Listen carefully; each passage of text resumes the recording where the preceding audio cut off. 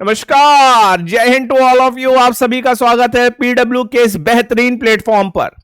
पिछली क्लास में हमने क्या पढ़ा? संविधान हत्या दिवस, एक ऐसा टॉपिक जो सारे न्यूज़पेपर में इस समय सुर्खियां बटोर रहा है। जितने एडिटोरियल आप पढ़ लो संपादकीय, हर पर बेटा लेख, सभी ने लगभग सभी अखबारों ने लेख लिखे हैं। मैंने आपसे कहा भी, जिस टॉपिक पर सबसे ज्यादा चर्चा होती है वो एग्जामिनर का फेवरेट टॉपिक बन जाता है। लेकिन हम लोगों ने डिसाइड किया कि जब संविधान हत्या दिवस के बारे में पढ़ रहे हैं, आपातकाल के बारे में पढ़ रहे हैं, सेंसर मोशन के बारे में पढ़ रहे हैं, इमरजेंसी लगाई किस वजह से गई? कुछ लोगों को लग सकता है ये आपके सिलेबस का पार्ट नहीं है। अरे भाई, ये आपके सिलेबस का पार्ट है, ये संवैधानिक इतिहास है। बिकॉज ऑफ दिस राष्ट्रीय आपातकाल 42वां संवैधानिक संशोधन, 44वां संवैधानिक संशोधन जन्म लेता है, जिसके बिना संविधान अधूरा है। तो मैं आपके तैयारी वाले जीवन का आधा घंटा लेना चाहूंगा। आधे घंटे के अंदर बेटा मैं उन तमाम कारणों को आपके सामने बिल्कुल आसान भाषा में रखूंगा, कहानी के रूप में रखूंगा, आप खुद को तैयार कर सकें। इसीलिए आप मेरी स्लाइड पर देख सकते हैं, मैंने लिखा कहानी 25 जून 1975 के आपातकाल की। ये जो शब्द है कहानी, यह जिज्ञासा पैदा करता है। ठीक है, तो आपका इंटरेस्ट बना रहे। इंदिरा गांधी जी, क्यों मैंने इंदिरा गांधी जी की तस्वीर लगाई? उस समय के किसी भी अखबार को उठा के देख लो, एक ही शख्स की चर्चा हो रही थी, Indira Gandhi, madam prime minister. ठीक है, तो ये सारी कहानी मैडम इंदिरा गांधी जी के इर्द गिर्द घूमेगी। मैंने पिछली क्लास में कहा, मैं तो प्रशंसक हूं इंदिरा गांधी जी का, गलतियां होती हैं। इमरजेंसी एक ब्लैक चैप्टर है अपनी डेमोक्रेसी के लिए। निश्चित तौर पर इसके लिए उस समय के तत्कालीन सरकार पर आरोप लगाए जाते हैं, लेकिन ठीक है, अब वो इतिहास का पार्ट है। ठीक है, तो बिना किसी राजनीति में पड़े जो हुआ उसे अप्रिशिएट करने की कोशिश करेंगे। मैं कुछ तथ्य आपके सामने प्रस्तुत करूंगा, लेकिन मैडम प्राइम मिनिस्टर ने उस दौर की जो कहा उसे भी एक बार सुन लो, समझ लो। ठीक है भाई, सब कुछ ठीक चल रहा है? चलिए, the president has proclaimed emergency. Madam Indira Gandhi all India radio पे आती हैं, कहती हैं कि राष्ट्रपति ने आपातकाल की घोषणा की है। देयर इज नथिंग टू पैनी अबाउट, इस देश के लोगों को डरने की कोई जरूरत नहीं है। The words of Prime Minister Indira Gandhi bled from the All India Radio in the wee hours of June 26। ये ऐतिहासिक शब्द हैं, जैसे नेहरू जी के ऐतिहासिक शब्द से जब दुनिया सो रही थी, एक गणतंत्र जन्म ले रहा है, उसी तरीके से ये भी ऐतिहासिक है। द नेशन, देश, on the receiving end of this piece of news was as unsuspecting of it as were Gandhi's cabinet ministers, who had been informed just hours before the PM proceeded to the All India Radio studio।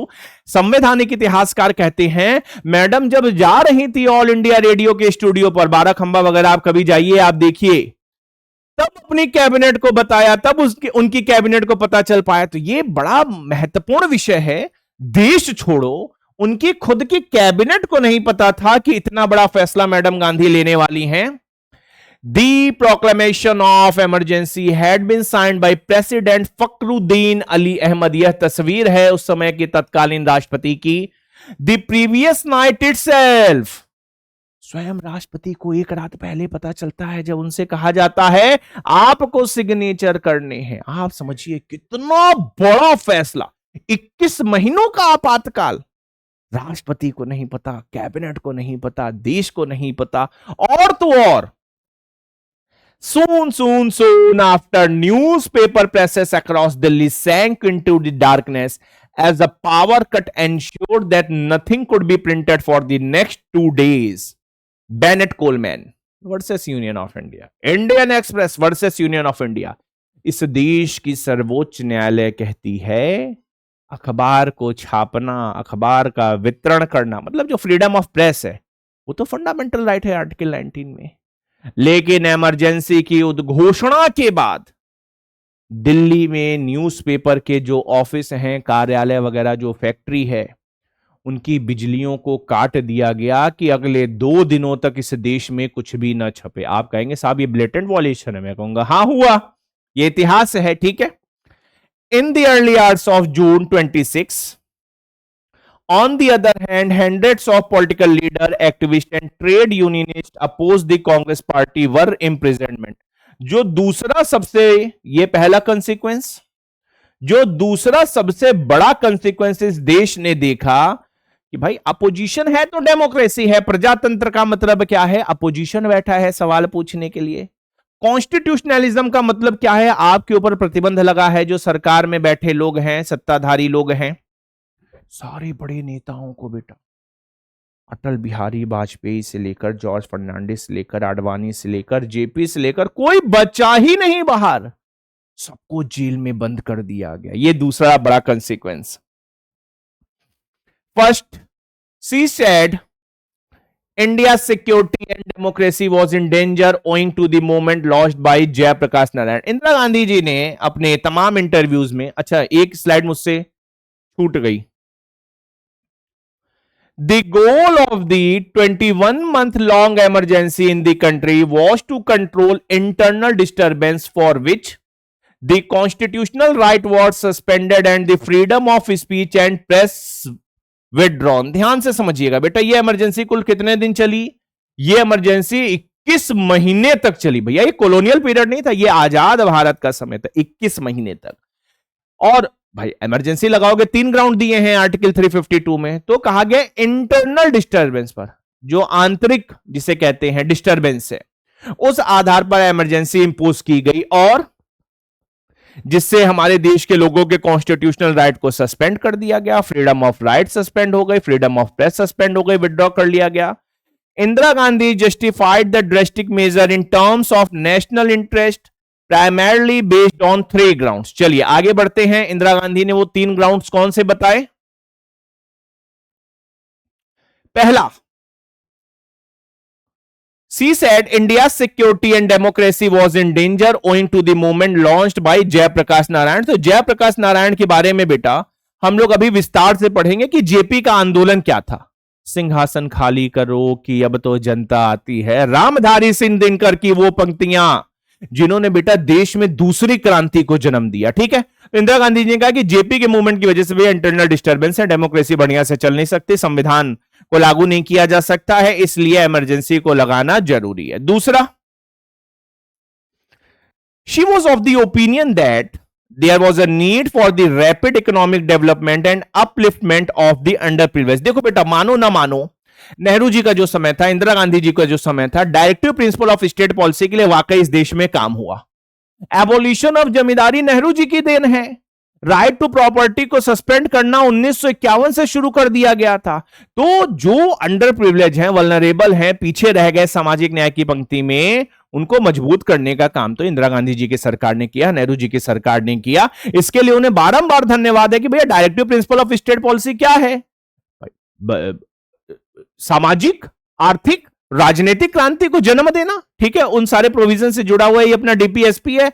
तो इंदिरा गांधी जी ने secondly ये कहा कि देखिए, जो under privilege हैं उनके upliftment के लिए और रैपिड इकोनॉमिक डेवलपमेंट के लिए ये इमरजेंसी जरूरी है। तीसरा कारण जो इंदिरा गांधी जी ने देश को बताया, इंदिरा गांधी जी ने क्या बताया बेटा? तीसरा कारण जो ऑफिशियल कारण बताया गया, फिर तो अपन पढ़ेंगे ही और क्या कारण है। तीसरा विषय यह बताया गया देश को, she warned against the intervention of the powers from the abroad which could destabilise and weaken India. ध्यान से समझिएगा, ये वो दौर था 1971 में अपन पाकिस्तान से युद्ध करके बैठे थे, अमेरिका हमारे खिलाफ बैठा था। जो एनुअल एम्प्लॉयमेंट रेट थी, लोग कहते हैं it was 5.6%। Annual unemployment rate बेटा ये 5.6% था 1974 में। 1975 का जो आंकड़ा हमारे पास है, इट वॉज अबाउट 8.6%। ये क्या है? एनुअल अनएम्प्लॉयमेंट रेट, आप समझिए। ठीक है, तो ये आंकड़ा है अपने पास, तो जिसे कहते हैं इंदिरा गांधी जी ने कहा कि नहीं भैया, इसे दूर करना है। जो इन्फ्लेशन थी वो बहुत बढ़ी हुई थी। जानकार कहते हैं inflation was about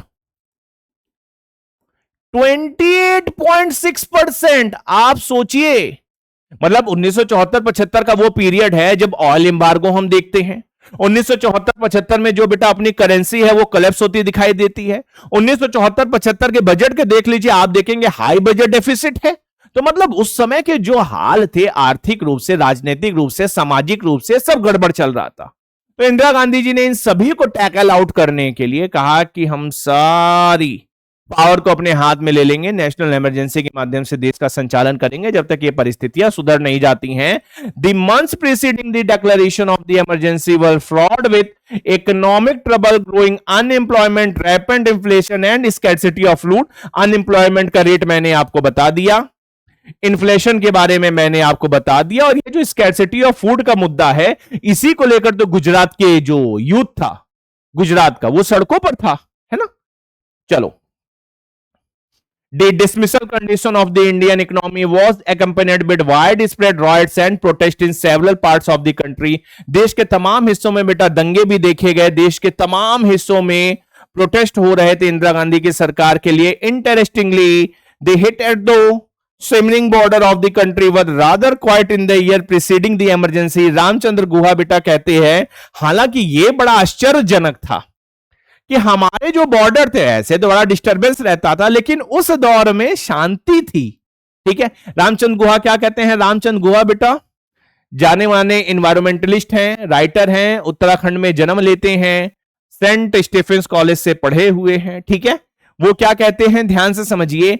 as if to compensate there was no trouble in the heartland in parts of country which for reasons of history, politics, tradition and language had long considered themselves integral parts of the Republic of India, writes historian Ramchandra Guha in his book Indira After Gandhi। in India after Gandhi में बेटा गुहा जी क्या लिखते हैं? गुहा जी लिखते हैं कि भाई उन एरियाज में भी डिस्टरबेंस है रिपब्लिक ऑफ इंडिया के खिलाफ, जो राइट फ्रॉम बिगिनिंग खुद को इंटेग्रल पार्ट मान रहे थे भारत का। तो पूरे देश में अनरेस्ट का माहौल था, अलग अलग कारण थे, उसी को मैं बताने आया हूं। ये तो एक इंट्रोडक्शन है कि भाई हुआ क्या। ठीक है, तो ये जो शुरुआत होती है बेटा, the trouble began in Gujarat, spreaded to Bihar, from there to several other parts of northern India. तो जो प्रोटेस्ट की शुरुआत है वो गुजरात से होती है। ठीक है, फिर बिहार में गई, दूसरी जगहों पर गई, तमाम कारण एक साथ मिल गए कि इंदिरा गांधी जी की सरकार को इमरजेंसी लगानी पड़ी।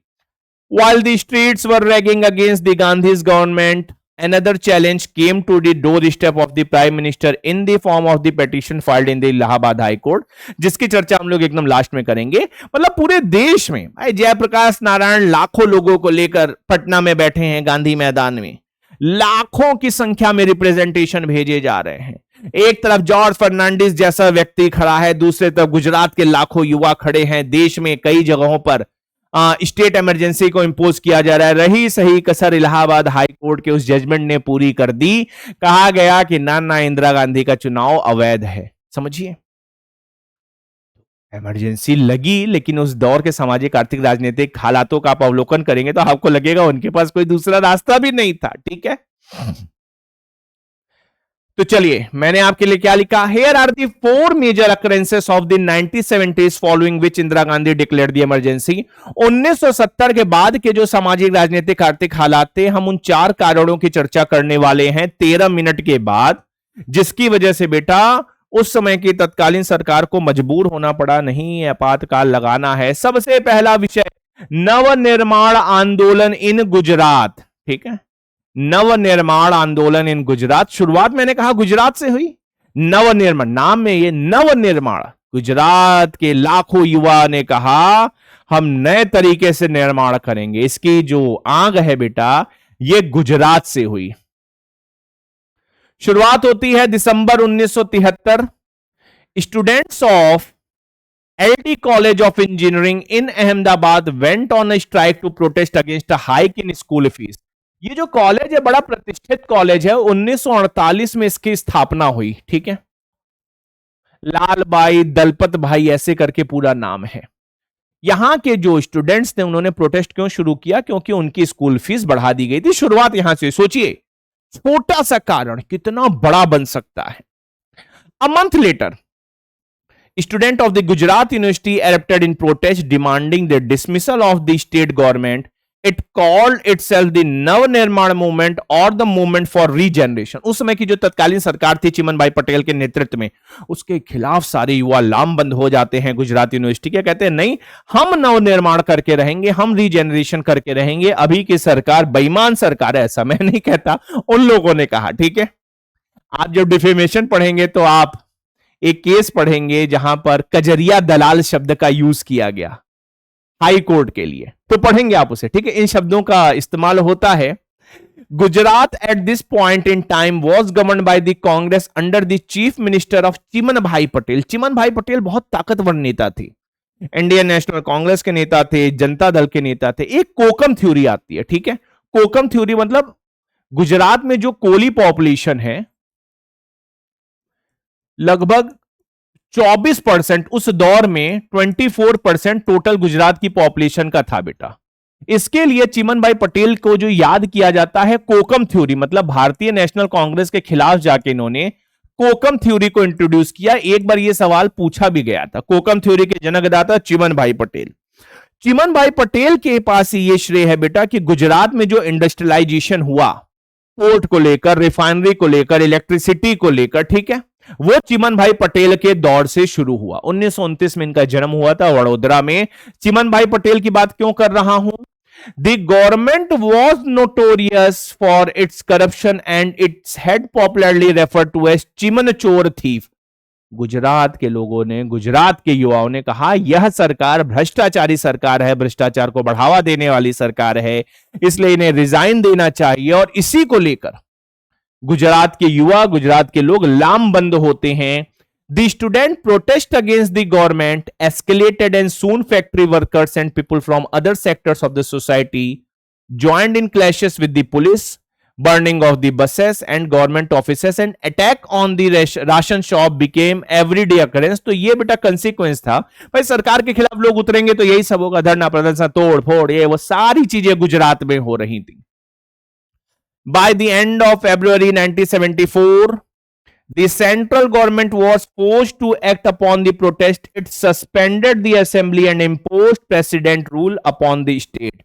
राज्य में संवैधानिक ताना बाना फेल हो जाएगा तो केंद्र सरकार क्या करेगी? By virtue of article 356 of the Indian constitution राज्य में आपातकाल की उद्घोषणा कर देगी। लूट, डिस्टर्बेंस, तोड़फोड़, करप्टेड सरकार, लोगों का गुस्सा, राजनीति, तो भाई केंद्र सरकार के पास विकल्प क्या बच जाता है? केंद्र सरकार ने बेटा अनुच्छेद 356 में यहां पर इमरजेंसी को इंपोज कर दिया। ठीक है, चलिए। The last act of the Gujarat drama was played in March 1975। ठीक है, गुजरात में सारी चीजें चली रही थी। मार्च 1975 तक का जो समय है वो और ज्यादा अनरेस्ट वाला है, political. When faced with continuing agitation and fast to death of the Morarji Desai, Indira Gandhi dissolved the assembly and announced fresh election to it in June, write historian Bipin Chandra in his book India Since Independence। तो बेटा बिपिन चंद्रा ने एक बहुत बड़े कारण को highlight किया है जिसका नाम था मोरारजी देसाई। मोरारजी देसाई कौन थे? भारत के चौथे प्रधानमंत्री, कहा जाता है सबसे वृद्ध प्रधानमंत्री, मतलब अपने ऑफिस में एंटर होने वाले सबसे वृद्ध प्रधानमंत्री का भी श्रेय मोरारजी देसाई को दिया जाता है। वही मोरारजी देसाई जो बॉम्बे पार्टीशन के खिलाफ थे, जो बॉम्बे को यूटी बनाना चाहते थे, 101 लोगों को गोली मारी गई। मोरारजी देसाई उस समय का नेतृत्व को संभाल रहे थे बॉम्बे में। तो मोरारजी देसाई बहुत बड़ा नाम है वैसे भी, है ना। गांधी के सिविल डिसोबीडियंस मूवमेंट से इनका जन्म होता है देश में। मोरारजी देसाई बेटा भूख हड़ताल पर बैठे थे, किसके खिलाफ? इंदिरा गांधी जी की सरकार के खिलाफ। क्यों बैठे थे? वही ये सारे विषय थे। ठीक है, तो फिर गांधी जी ने कहा, मैडम इंदिरा गांधी ने कहा कि गुजरात असेंबली को डिसॉल्व करो, अब नए सिरे से चुनाव होगा। ठीक है, तो यह भी एक बहुत बड़ा फैक्टर था मोरारजी देसाई को लेकर। दूसरा कारण बेटा क्या है? JP movement. जेपी कौन? बिहार का गांधी। जेपी कौन? जयप्रकाश नारायण। जेपी कौन? राम मनोहर लोहिया का साथी, समाजवादी साथी। ठीक है, जयप्रकाश नारायण वो दूसरा सबसे बड़ा कारण है जिसने मजबूर कर दिया उस समय की तत्कालीन सरकार को कि राष्ट्रीय आपातकाल होगा। ठीक है, जयप्रकाश नारायण। जयप्रकाश नारायण का जन्म कहां हुआ? बागी बलिया। गांधी जी 2 अक्टूबर, हम कहते हैं बिहार का गांधी 11 अक्टूबर 1902 को बागी बलिया में पैदा होता है। एक एक्टिविस्ट था, एक थ्योरिस्ट था, एक स्टेट्समैन था, एक पॉलिटिकल लीडर था। भारत रत्न मिला और जयप्रकाश नारायण ने कहा सिंहासन खाली करो कि अब तो जनता आती है। रामधारी सिंह दिनकर की वो पंक्तियां जिसने इस देश के लोगों, मतलब हम लोगों ने अन्ना के आंदोलन को देखा, उस दौर के लोगों ने जेपी के आंदोलन को देखा। अन्ना हजारे को कहा जाता है दूसरा जेपी, जेपी को कहा जाता था दूसरा गांधी। ठीक है बेटा। और बड़े वृद्ध थे जयप्रकाश नारायण जब उन्होंने इतना बड़ा मूवमेंट खड़ा किया केंद्र सरकार के खिलाफ। तो चलिए, following in the foot step of Gujarat, Gujarat में तो चल ही रहा था ये सारा बवाल, ठीक है। और rather inspired by its success, a similar movement was launched in Bihar. A student protest erupted in Bihar in March 1974, to which opposition forces lent their strength. ठीक है बेटा। तो यहां भी बागडोर किसने संभाली? युवाओं ने संभाली, विद्यार्थियों ने संभाली। किसके खिलाफ? सरकार के खिलाफ, और जिसे सारी अपोजिशन पार्टीज ने सपोर्ट किया। ये जो तस्वीर है ये गांधी मैदान की आप देख रहे हैं। लाखों लोग उस दौर में, लाखों लोग एक साथ जेपी के नेतृत्व में बैठे थे। राइट टू प्रोटेस्ट ही तो कर रहे थे, entertain. First, it was soon headed by 71-year-old freedom fighter Jayaprakash Narayan, popularly called JP. तो सारे लोगों ने एक साथ जेपी से रिक्वेस्ट की, उनका आह्वान किया कि इस नेतृत्व को आप संभालिए। जो स्टूडेंट प्रोटेस्ट वगैरह बिहार में शुरू हुए थे, और 71 साल का वृद्ध, आप समझिए 71 साल की उम्र में ज्यादातर लोग घर पर बैठ जाते हैं। 71 साल के एक वृद्ध ने बेटा कमान संभाली बिहार के आंदोलन की। Second, in the case of Bihar, Indira Gandhi did not concede to the suspension of the assembly. However, the JP movement was significant in determining her to declare emergency. Gujarat वाली गलती बिहार में नहीं की सरकार ने, केंद्र सरकार ने। बिहार असेंबली को सस्पेंड नहीं किया गया, लेकिन जेपी के आंदोलन की वजह से नेशनल इमरजेंसी लगानी पड़ी। ऐसा संवैधानिक इतिहासकार कहते हैं कि जेपी ने मजबूर कर दिया। भाई तमाम इंटरव्यूज हैं जहां पर कहा गया जेपी की वजह से इंटरनल डिस्टरबेंस हुआ। ठीक है, चलो।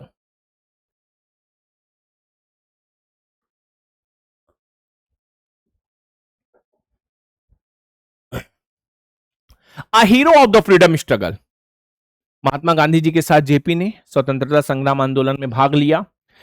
JP had been known for his selfless activism since the days of the nationalist movement. His entry gave the impetus struggle a great boost and also changed its name. What was till then the Bihar movement now became JP movement. तो रामचंद्र गुहा कहते हैं अभी तक जो बिहार का आंदोलन था वो जेपी का आंदोलन बन गया। JP motivated student to boycott classes and work toward raising the collective consciousness of the society. सामाजिक सहभागिता ने क्विट इंडिया मूवमेंट को सफल बनाया। ऐसे तो ऑफिशियल हिस्ट्री है quit India movement was failed, लेकिन मेरी नजर में सफल आंदोलन है। क्यों सफल हुआ? सामाजिक सहभागिता। जेपी ने उसी सामाजिक सहभागिता के मोडस ऑपरेंडाई को अपनाया। लोगों से कहा छोड़ दो क्लासेस वगैरह, युवाओं से कहा समाज रहेगा, देश रहेगा, तब जाके संविधान बचेगा, संविधान बचेगा तभी तो कुछ करोगे। तो जेपी की वजह से बेटा उस समय का जो समाज था वो एक साथ खड़ा होता है किसके खिलाफ? सत्ता के खिलाफ. There were a large number of clashes with the police, with the courts, with the offices, school and colleges.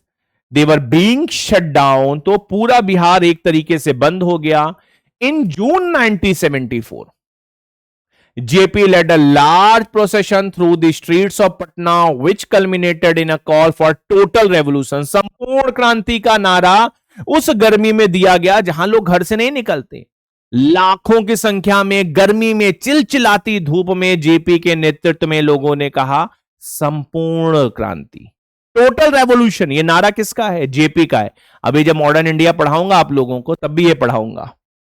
He urged the dissenters to put pressure on the existing legislator to resign so as to able to pull down the Congress government. उन्होंने कहा कि विधायकों से जाके कहो इस्तीफा दो यार, हमारी वजह से तुम विधायक बने हो, इस्तीफा दो कि सरकार ही गिर जाए.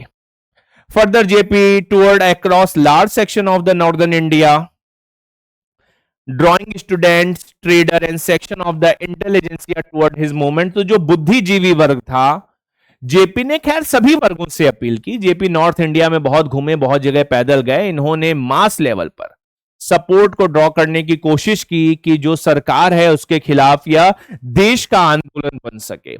Opposition parties who were crushed in 1971 saw in a JP a popular leader best suited to stand up against Gandhi।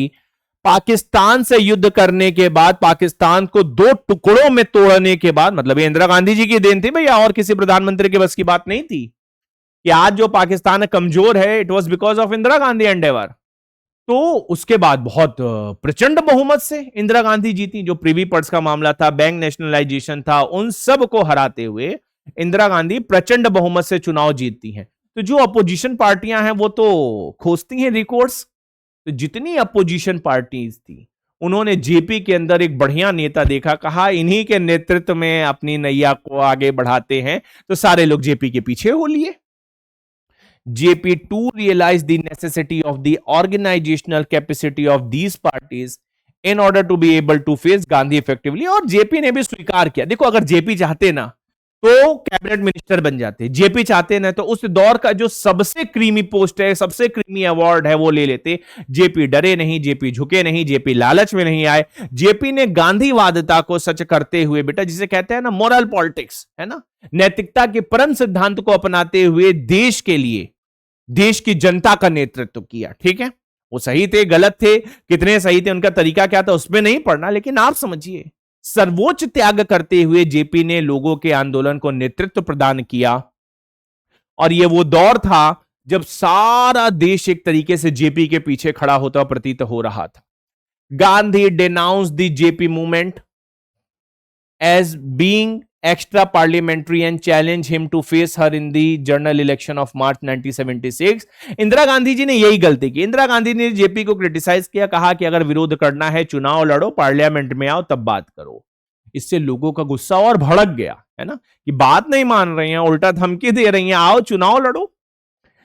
While JP accepted the challenge and formed the National Coordination Committee for the purpose, Gandhi soon impose the emergency. और JP ने कहा, national coordination committee में देश का सारा विपक्ष एक तरीके से एक साथ खड़ा था, कहा ठीक है हम चुनाव लड़ेंगे। चुनाव कब लड़ोगे, जब नॉर्मल हालात रहेंगे। इसी दौर में बेटा इमरजेंसी को इम्पोज कर दिया गया।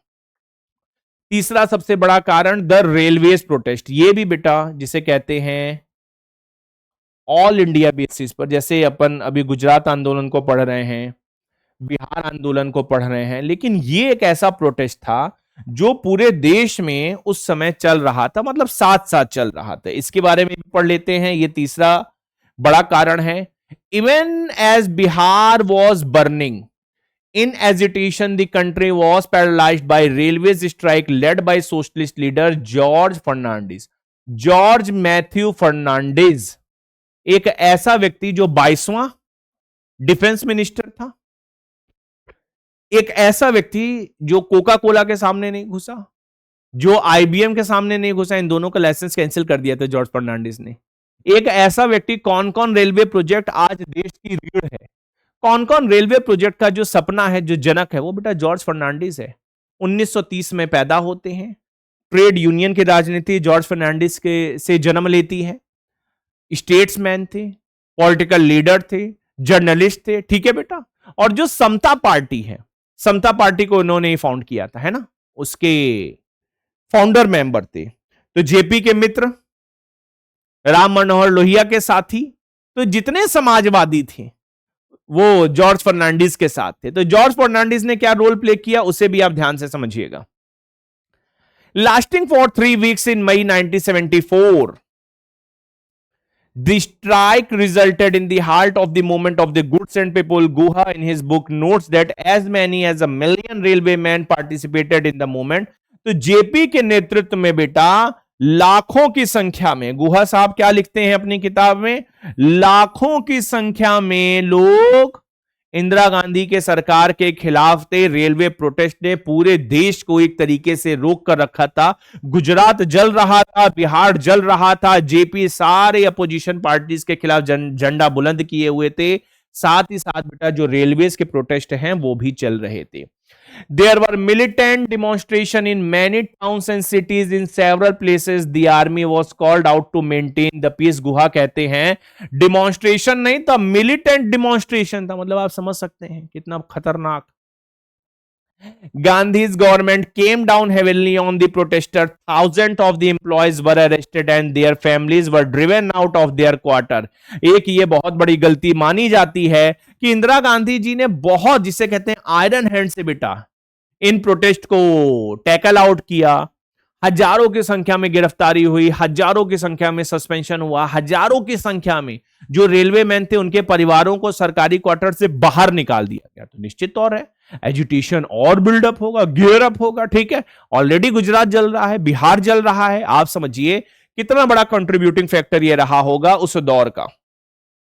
दी राजनारायण वर्डिक्ट, राजनारायण एक ऐसा व्यक्ति जो जेपी की तरह कभी सत्ता के सामने झुका नहीं। राजनारायण चाहते तो मतलब कुछ भी पा सकते थे। तो हम लोग सुनते हैं ना लाल बहादुर शास्त्री जी के लिए कि मॉरलिटी के ग्राउंड पर उन्होंने रेजिग्नेशन दे दिया। राजनारायण ने भी बिल्कुल बेटा वैसा ही किया था, है ना। और राजनारायण वो व्यक्ति था जिसका जन्म मेरे बनारस में हुआ। हमारे यहां नारायण डायनेस्टी थी, जो राजा विभूति नारायण थे। भूल भुलैया में विभूति नारायण है ना, तो विभूति नारायण राजा से जुड़ी नारायण डायनेस्टी थी, उससे बेटा इनका ताल्लुका था। जहां से मैं पढ़ा, जहां का मैं गोल्ड मेडलिस्ट, उसी बीएचयू से एमए किया, एलएलबी किया। राजनारायण के बारे में आपको जानकर आश्चर्य होगा, हम बनारसी तो जानते हैं, 15 सालों में Raj Narain 58 times went to jail. सोचो, 58 बार राजनारायण बेटा जेल गए थे। समाजवादी थे, और ऐसे समाजवादी जो आचार्य नरेंद्र के साथी थे, जेपी के साथी थे, राम मनोहर लोहिया के साथी थे। ठीक है, तो बेटा ये कौन सा वर्डिक्ट है जिसने इंदिरा गांधी को मजबूर कर दिया? बड़े ध्यान से समझना। मैंने कहा ना सुप्रीम कोर्ट है इस कहानी में। While opposition parties, trade union, student and part of the intelligentsia had occupied the street in protest against Indira Gandhi government, मतलब युवा, किसान, आम जनमानस, जेपी, रेलवे कर्मी, जॉर्ज फर्नांडिस, मतलब ये सारे लोग तो कर ही रहे थे आंदोलन इंदिरा गांधी के खिलाफ। A new threat emerged before her in the form of the petition filed in the Allahabad High Court by socialist leader Raj Narayan, who has lost out to Gandhian in Rai Bareli parliamentary election 1971। इन्होंने 1971 में जब प्रचंड बहुमत के साथ इंदिरा गांधी जीती थी, तो इंदिरा गांधी जी बेटा रायबरेली से जीती थी। आप लोगों को पता होगा, रायबरेली अमेठी परंपरागत सीट मानी जाती है कांग्रेस परिवार की। तो इंदिरा गांधी के खिलाफ इन्होंने चुनाव लड़ा, लेकिन ये चुनाव में हार गए थे। ठीक है, 1971। लेकिन इन्होंने कहा कि इंदिरा गांधी जी जो चुनाव जीती हैं वो गलत तरीके से जीती हैं। ठीक है, तो इन्होंने इंदिरा गांधी के उस चुनाव को चैलेंज किया था 1971 वाले को। The petition accused that Prime Minister of having won the election through corrupt practices. It is corrupt practices मतलब आप रिप्रेजेंटेशन ऑफ पीपुल्स एक्ट पढ़ेंगे तो बेटा आप करप्ट प्रैक्टिसेस के बारे में पढ़ेंगे। जैसे तमाम करप्ट प्रैक्टिसेस, धर्म के नाम पर वोट मांगना, जाति के नाम पे वोट मांगना, पैसा मांगना, अनफेयर मीन्स वगैरह करना, बूथ कैप्चरिंग करना, तमाम करप्ट प्रैक्टिसेस में आता है।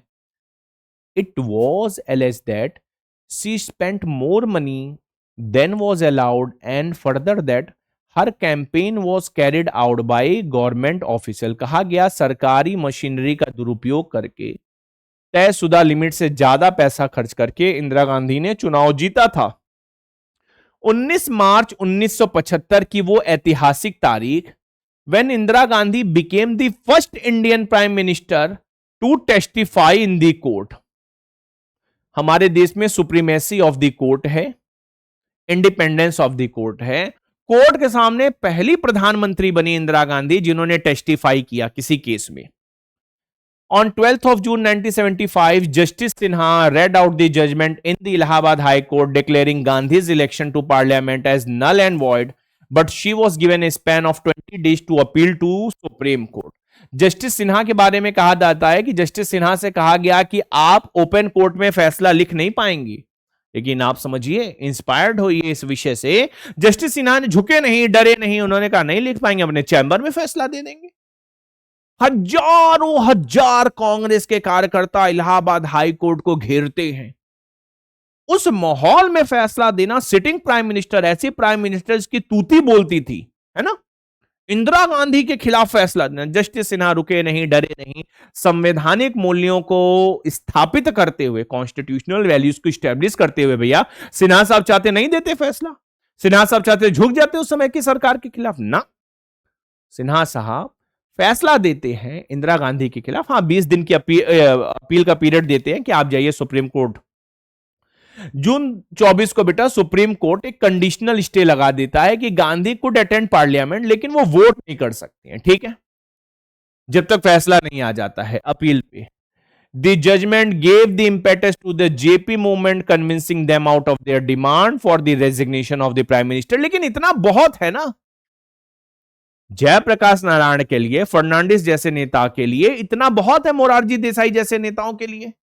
इलाहाबाद हाई कोर्ट ने आपको गिल्टी डिक्लेयर कर दिया आपके चुनाव को, जिस चुनाव की वजह से आज आप प्रधानमंत्री हैं। सुप्रीम कोर्ट ने कह दिया वोटिंग में पार्टिसिपेट नहीं करती हैं, अब तो नैतिकता के आधार पर अपना पद छोड़ दो। पूरे देश में विपक्ष को एक इंपेटस मिल गया, एक जिसे कहते हैं, मतलब जैसे नहीं कहते हैं कि भाई कुछ हुआ ऐसा और पूरा देश एक साथ खड़ा हो गया। तो ये वो आप समझ सकते होंगे मेरी इतनी कहानी के बाद कि उस समय के राजनीतिक हालात कैसे रहे होंगे, ठीक है। Further, by now, even senior member of the Congress party were of the opinion that resignation would be favorable to the party. However, Gandhi firmly held on to the prime ministerial position with the conviction that she alone could lead the country in the state that it was in. ये वो दौर था जब कांग्रेस के तमाम दिग्गज नेता भी इस बात को कहने लगे थे कि नहीं, अब इंदिरा गांधी जी को रेजिग्नेशन दे देना चाहिए। लेकिन इंदिरा गांधी जी थी, उन्होंने कहा ना, मैं अकेले इस देश का संचालन कर सकती हूं, नेतृत्व कर सकती हूं। A day after the Supreme Court judgment, an ordinance was drafted declaring a state of internal emergency, and the president signed on it immediately in her letter to the presidential requesting the declaration of the emergency.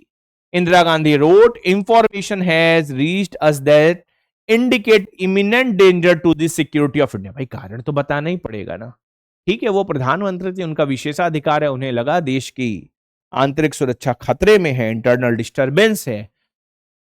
तो इन तमाम परिस्थिति के बीच इंदिरा गांधी भी झुकती नहीं है, वो कहती हैं इमरजेंसी लगाएंगी, ये जितनी डिस्टरबेंस चल रही है, जितने प्रोटेस्ट चल रहे हैं, इन सभी को टैकल आउट करेंगे। लोग पूछते हैं सारे विपक्ष को क्यों जेल में डाल दिया गया, तो सारा विपक्ष खड़ा था सरकार के सामने, पूरे देश में प्रोटेस्ट हो रहे थे, है ना, सही भी है, उनका संवैधानिक अधिकार है। आप उस समय में जाकर इंदिरा गांधी जी के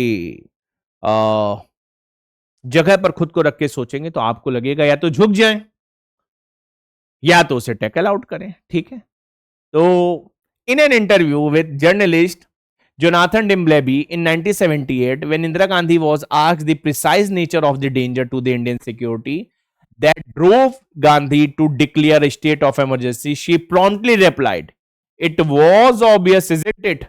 The whole subcontinent had been destabilized." तो 1978 का यह वाकया है जब इंदिरा गांधी जी ने कहा कि भाई पूरा कॉन्टिनेंट डिस्टेबलाइज था, मैं क्या करती, मेरे पास दूसरा कोई विकल्प नहीं था। तो आप समझिए यह संवैधानिक इतिहास है, ये 4 बड़े कारण हैं बेटा जिसने उस समय की तत्कालीन सरकार को मजबूर किया कि नेशनल इमरजेंसी को प्रोक्लेम्ड किया जाए। 21 महीनों तक नेशनल इमरजेंसी चली। तो मैंने बड़े आसान शब्दों में आपको उस कहानी से जोड़ा जो हर भारतीय को पता होनी चाहिए। आपके देश का इतना बड़ा इतिहास है, आपका संविधान इतना मजबूत है बिकॉज ऑफ इमरजेंसी।